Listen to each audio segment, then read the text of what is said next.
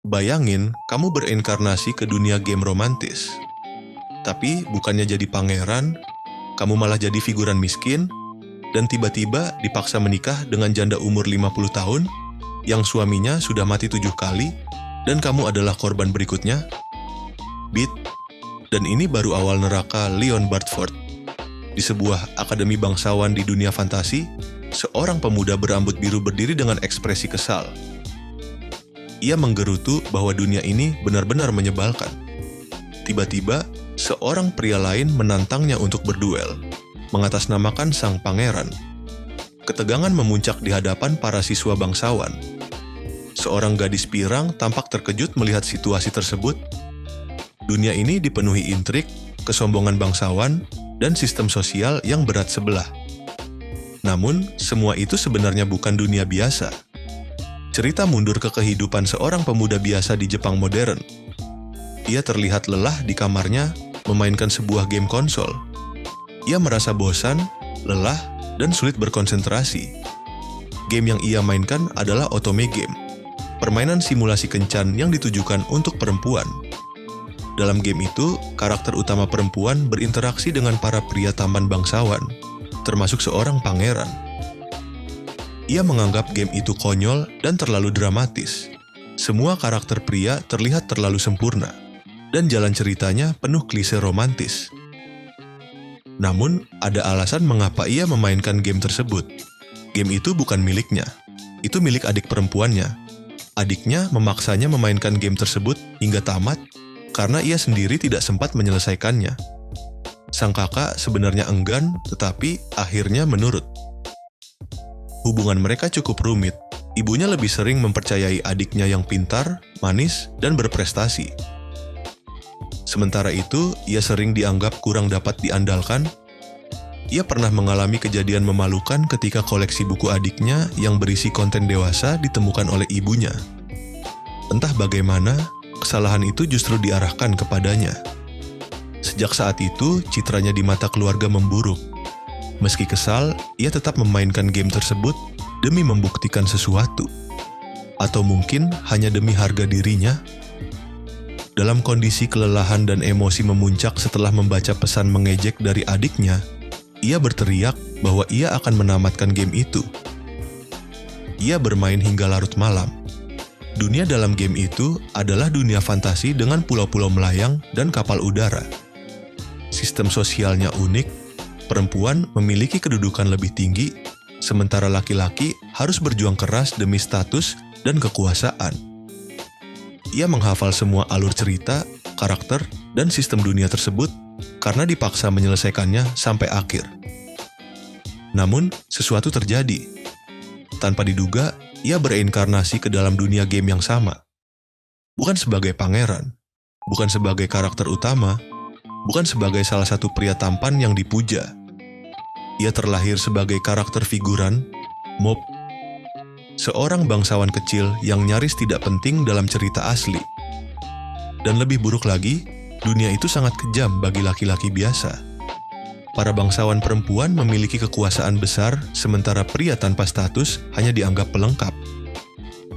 Karena mengetahui alur cerita asli game, ia menyadari bahwa dunia ini dipenuhi konflik politik, duel antar bangsawan, dan persaingan romantis yang mematikan.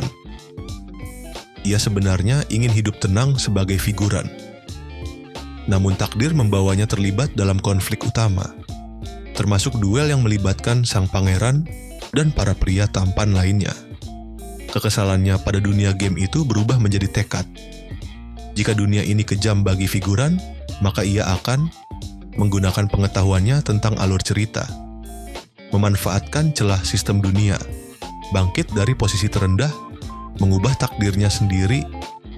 Pemuda itu mulai memahami lebih dalam tentang isi game yang ia mainkan. Tokoh utama dalam game adalah seorang gadis biasa dari desa yang mendapat kesempatan masuk ke Akademi Bangsawan. Di sana, ia bertemu seorang pangeran para bangsawan tampan kesatria, elit target-target romantis lainnya. Game ini tampak seperti kisah cinta biasa. Namun kenyataannya tidak sesederhana itu. Dunia tersebut bersifat matriarkal, perempuan lebih diuntungkan secara sosial. dipenuhi konflik politik dan peperangan, memiliki sistem pertarungan yang sangat sulit. Selain unsur romansa, game ini juga memiliki elemen RPG, simulasi pertempuran udara armor tempur, power suit, kapal udara canggih. Ia mulai sadar bahwa game ini bukan sekadar otome biasa. Saat memainkan bagian pertempuran, ia terus mengalami game over. Pertempurannya sangat sulit, musuh terlalu kuat, bahkan karakter utama dan para pria tampan pun terasa tidak kompeten saat dikendalikan. Ia menemukan bahwa banyak item dan perlengkapan kuat hanya bisa didapat melalui pembelian berbayar. Statistik terbaik berasal dari item premium. Sistemnya seolah memaksa pemain untuk mengeluarkan uang. Ia kesal karena uang yang ia gunakan sebenarnya adalah milik adiknya. Namun karena sudah terlanjur, ia memutuskan jika mau menyelesaikan game ini harus menggunakan perlengkapan terbaik. Ia mulai membeli dan membuka kapal udara termahal, armor tempur terbaik, senjata dengan statistik tertinggi. Desainnya bahkan tampak seperti kapal luar angkasa, bukan sekadar kapal udara fantasi biasa. Ia sempat heran karena desainnya terasa terlalu modern dan canggih untuk dunia fantasi abad pertengahan. Namun ia tidak peduli. Yang penting, dengan perlengkapan itu, ia tidak lagi mudah kalah. Pertempuran menjadi jauh lebih mudah. Ia akhirnya bisa melewati bagian tersulit. Setelah 2 hari tanpa istirahat cukup, ia berhasil menyelesaikan semua rute, mendapatkan ending reverse harem, mengumpulkan seluruh CG hingga 100%. Ia terdiam sejenak. 2 hari hidupnya habis hanya untuk menamatkan game ini. Saat melihat pesan dari adiknya, ia mulai berpikir. Adiknya berkata, ia sedang bersenang-senang bersama teman-temannya. Ia memintanya menamatkan game itu sebelum ia pulang. Jika tidak selesai, ia akan mempermalukannya. Pemuda itu mulai curiga. Adiknya sempat meminta uang dengan alasan sertifikat atau kebutuhan lain. Tapi jumlahnya terasa tidak masuk akal. Ia bertanya-tanya, dari mana adiknya mendapat uang untuk bersenang-senang? Apakah ia berbohong? Apakah ibunya tahu? Rasa kesalnya berubah menjadi niat balas dendam kecil. Ia bahkan sempat berpikir untuk mengirim bukti-bukti kepada ibunya agar adiknya ketahuan. Namun akhirnya ia ragu. Ia mulai berpikir, mungkin aku tidak perlu sampai sejauh itu. Ia merasa lelah. Game selesai, tugasnya selesai, emosinya campur aduk. Ia memutuskan untuk keluar rumah sebentar, mencari udara segar. Namun saat berjalan menuruni tangga, tiba-tiba pandangannya berputar. Kepalanya terasa ringan, kakinya salah pijak. Ia terpeleset dari tangga. Waktu terasa melambat. Dalam detik-detik sebelum jatuh, ia berpikir, apa aku benar-benar akan mati seperti ini? Tubuhnya terjatuh. Kesadarannya memudar. Kegelapan menyelimuti dirinya. Namun kematian itu bukan akhir. Ia terlahir kembali. Bukan di Jepang. Bukan di dunia nyata. Melainkan di dunia otome game yang baru saja ia tamatkan. Dan yang lebih buruk, ia tidak terlahir sebagai karakter utama. Tidak juga sebagai pangeran. Melainkan sebagai bangsawan rendahan yang hanya muncul sebentar dalam cerita asli. Seorang figuran. Dan dunia itu sangat kejam bagi figuran. Kejam bagi... Setelah kecelakaan jatuh dari tangga, sang protagonis terbangun. Namun bukan di rumahnya. Ia terbangun di sebuah padang rumput luas, tubuhnya kecil seperti anak-anak. Ia panik dan mencoba memahami apa yang terjadi. Ketika melihat tangannya sendiri, ia sadar. Ini bukan tubuh orang dewasa. Ia masih anak-anak. Dunia di sekelilingnya terasa sangat nyata. Ia bergumam, apa ini mimpi? Namun semuanya terlalu realistis untuk disebut mimpi. Saat ia melihat ke langit, ia menyaksikan sesuatu yang sangat familiar. Pulau-pulau melayang di udara, langit luas dengan kapal terbang, ia langsung mengenali pemandangan itu. Ini adalah dunia dari game yang baru saja ia tamatkan. Ia mulai mengingat, pulau-pulau terapung sama seperti di game. Namun ingatannya bercampur. Ingatan kehidupan Jepang. Ingatan kehidupan baru sebagai anak kecil. Ia bahkan sempat lupa namanya sendiri. tiba-tiba muncul tulisan yang menegaskan identitasnya. Leon Vo Bartford, 5 tahun. Ia akhirnya sadar sepenuhnya. Aku, Leon, ia bukan tokoh utama, bukan pangeran. Ia adalah karakter sampingan dari dunia ini. Leon berlari pulang, tetapi tiba-tiba seorang pria besar membentaknya. Ayahnya sendiri, Barkus Bartford. Seorang bangsawan berpangkat Baron Barkus marah karena Leon kabur tanpa izin. Ia memukul kepala Leon dengan keras. Leon meringis kesakitan tetapi tidak bisa melawan. Ayahnya berkata, "Kau tahu hari apa ini? Hari itu adalah hari penting." Ibunya, Luz, segera menenangkan situasi. Ia berkata, "Hari ini Madam akan datang." Leon bingung. Tak lama kemudian, sebuah rombongan bangsawan datang dengan aura angkuh. Di antara mereka ada seorang wanita bangsawan yang sangat elegan. Wanita itu adalah Zora, istri resmi Barkus Bartford. Zora memandang Leon dengan dingin dan berkata dengan tajam, "Anak bodoh yang tidak terdidik tak lebih baik dari binatang." Leon langsung menyadari ia hidup dalam keluarga bangsawan yang rumit. Ada hierarki yang sangat keras. Dunia ini benar-benar tidak ramah. Zora menyuruh Leon untuk merenung di gudang dan kakaknya akan mengajarinya belajar. Di gudang, Leon bertemu seorang anak laki-laki lain, Nix, anak kedua keluarga Bartford. Nix tampak heran karena Leon bersikap seperti orang dewasa. Leon bahkan menggunakan gaya bicara yang terlalu dewasa untuk anak kecil. Nix bertanya, "Apa kau mencoba terlihat lebih tua?" Leon mulai menyadari bahwa jiwanya dewasa, tapi tubuhnya masih kecil. Nix kemudian menjelaskan keadaan keluarga mereka. Keluarga Bartford memiliki struktur yang rumit. Anak-anak sah dari Zora, putra tertua, Rutard putri tertua, merce mereka tinggal di ibu kota. Anak dari Selir, Luce, putra kedua, Nix putra ketiga, Leon, dan Nix tinggal di daerah terpencil dan bekerja di gudang. Leon sadar, "Aku anak selir, bukan pewaris utama." Posisinya sangat rendah dalam keluarga bangsawan. Klan Bartford memiliki sebuah pulau terapung kecil sebagai wilayah kekuasaan. Dulu mereka hanyalah bangsawan rendah, baronet, hidup damai sebagai petani.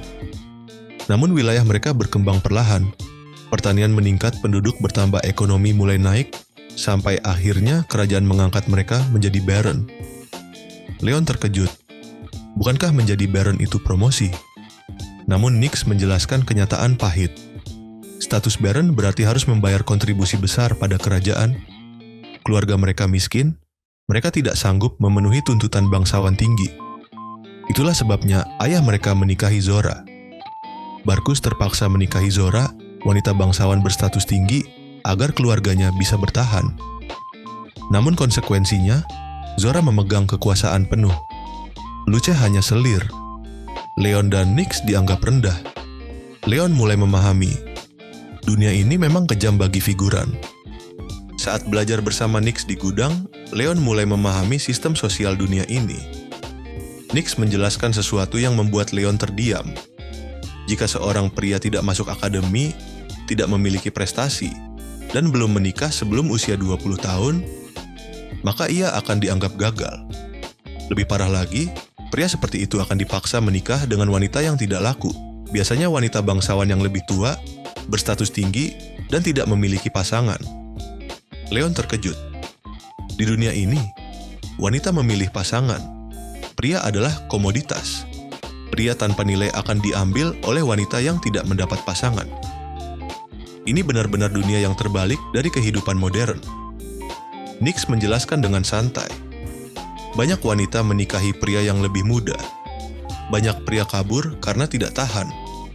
Tidak punya kekasih bisa merusak reputasi pria. Leon mulai sadar sepenuhnya. Dunia ini sepenuhnya matriarkal. Wanita memegang kekuasaan sosial. Pria harus membuktikan diri, dan yang lebih membuatnya merinding, para elf yang mendampingi Zora ternyata bukan hanya pelayan. Mereka adalah demi-human, sekaligus kekasih dan pelayan Madame Leon langsung membeku. Ini benar-benar dunia otome game yang ia mainkan dulu. Setelah menyatukan semua potongan, Pulau terapung akademi kerajaan sistem pernikahan aneh dunia matriarki elf demi human Leon akhirnya menyimpulkan, aku bereinkarnasi ke dalam dunia otome game itu. Ia berteriak putus asa, namun tidak ada yang berubah. Itu kenyataan. Waktu berjalan, 10 tahun telah berlalu sejak Leon mengingat kehidupan sebelumnya. Kini ia sudah remaja. Ia hidup dengan satu kesimpulan pahit, dunia ini penuh absurditas. Beberapa fakta yang ia pahami, pria yang belum menikah sebelum lulus akademi dipandang rendah. Tanpa pasangan, sulit mendapat pekerjaan atau status. Bangsawan pria lebih menderita dibanding rakyat biasa. Konflik, perang, bajak laut udara, dan monster sering terjadi. Tingkat kematian kesatria sangat tinggi. Namun ironisnya, prialah yang bertarung dan bekerja. Tetapi wanita yang memegang kekuasaan. Leon merenung. Keluarga Bartford tidak pernah disebut dalam alur utama game. Artinya, ia bukan karakter penting. Ia bukan rival. Ia bukan tokoh sampingan utama. Ia hanyalah mob. Dalam istilah game, karakter yang bahkan tidak memiliki dialog penting. Karakter yang nasibnya tidak diperhatikan. Leon sadar, aku ini benar-benar figuran, namun satu hal mengganggunya. Tahun depan, ia akan masuk Akademi Kerajaan Holford. Tempat utama cerita otome game itu berlangsung. Leon berpikir bahwa masuk akademi adalah jalan untuk bertahan hidup. Setidaknya di sana ia bisa menghindari pernikahan paksa, menemukan cara hidup aman, mungkin menggunakan pengetahuan game untuk menghindari bahaya. Namun tiba-tiba, ia mendengar kabar mengejutkan. Salah satu kakaknya hampir dipaksa menikah, dan nama Leon mulai disebut-sebut. Ada kemungkinan pertunangan mendadak. Leon panik. Apa maksudnya itu? Aku tetap masuk akademi, kan? Namun dalam keluarga bangsawan miskin seperti mereka, anak laki-laki bisa dijadikan alat tawar-menawar. Zora duduk dengan angkuh sambil menyeruput teh. Dengan nada tenang namun menekan, ia berkata bahwa ia telah menemukan calon istri untuk Leon. Putri dari seorang bangsawan istana yang memiliki hubungan dengannya. Lalu ia bertanya ringan, "Apa kau punya keberatan?" Leon hampir meledak. Ketika melihat foto calon mempelai itu, jantungnya berdegup keras. Usia sekitar 50 tahun, sudah menikah 7 kali. Semua suaminya meninggal dalam perang. Leon langsung sadar, ini bukan pernikahan, ini hukuman mati terselubung. Leon mencoba membantah, bukankah bangsawan seharusnya masuk akademi dulu? Namun Zora menjawab dingin, biaya akademi mahal. Anak ketiga tidak perlu sekolah. Lebih baik langsung menikah demi keluarga. Bahkan ia berkata Leon juga akan dijadikan prajurit. Leon langsung mengerti maksudnya. Dia ingin aku mati di medan perang. Semua suami wanita itu gugur secara terhormat. Artinya, Leon akan dikirim ke medan perang. Ia akan mati. Keluarga wanita itu akan mendapat kompensasi. Zora terbebas dari beban anak selir. Leon akhirnya berteriak, "Aku menolak." Zora langsung marah besar. Ia menegaskan, Leon hanyalah anak ketiga. Ia harus bekerja demi keluarga. Pria tidak punya hak menolak pertunangan. Ia bahkan menyindir, tak ada pria di atas 20 tahun yang laku. Dunia ini benar-benar kejam bagi pria. Setelah Zora pergi, Leon berbicara dengan ayahnya. Barkus terlihat lelah. Ia mengaku, ia terpaksa menikahi Zora demi kenaikan status. Keluarga mereka sudah terlilit utang. Tanpa Zora, mereka tak bisa menjadi baron. Ayahnya sebenarnya tidak setuju, tapi tidak punya pilihan. Leon bertanya pelan, "Ayah, bisakah aku mendapatkan uang itu?" Barkus terdiam. Mereka sudah hampir bangkrut. Leon menyadari sesuatu yang aneh. Mengapa Zora mendesak pertunangan sekarang? Mengapa tidak saat kakaknya dulu? Seolah-olah, ia sengaja ingin Leon tidak masuk akademi. Leon mulai menghubungkan semua ini dengan pengetahuan dari game. Leon berdiri di bawah langit malam dengan pulau-pulau terapung di kejauhan. Ia berpikir keras. Jika ia menikah, ia akan dikirim berperang. Kemungkinan besar mati. Jika ia menolak tanpa uang, ia akan dipaksa. Jika ia tidak masuk akademi, masa depannya hancur. Ia menyimpulkan satu hal. Kalau aku tidak melakukan sesuatu sekarang, aku tidak punya masa depan. Tiba-tiba, ia teringat sesuatu dari game. Dalam permainan Otome itu, ada lokasi rahasia, ada kapal perang kuno, ada armor legendaris, ada harta tersembunyi yang bisa didapat sebelum masuk akademi. Lokasi itu sulit, berbahaya, tapi bukan mustahil. Leon menatap bulan dan berkata dengan tenang, "Aku tidak akan merepotkan keluarga." Ayahnya terkejut ketika Leon meminta satu hal, sebuah kapal udara. Ayahnya bertanya, "Kau mau kabur?" Leon menggeleng. "Tidak, aku hanya tidak akan menyusahkan keluarga." Lalu, dengan tatapan tegas, ia berkata, "Aku akan menjadi petualang, bukan bangsawan lemah, bukan calon korban perang, bukan suami ke-8 yang mati, terhormat. Ia akan mencari kekuatan sendiri." Terima kasih sudah menonton. Jangan lupa like, comment, dan subscribe.